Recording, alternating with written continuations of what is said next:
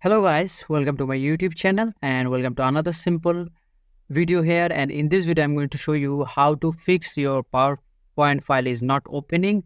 So I'm gonna give you three methods to fix the problem. So let's start the video. First of all, the first method is right click the file that you cannot open and go to properties, and here you can see unblock option. Just click it and select apply and then select OK.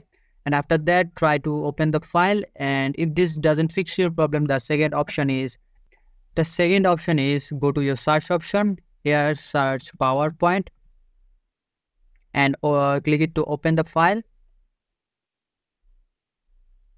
And after that, go to option on the bottom, click that option, and here you can see the option Trust Center. Click that option and go to Trust Center settings. And here you can see protected view. Just click that option, and all you have to do is uncheck this first option and select OK and close your Microsoft PowerPoint.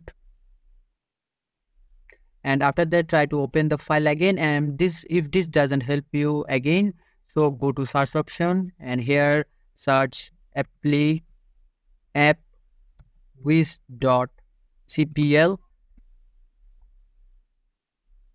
and click it to open.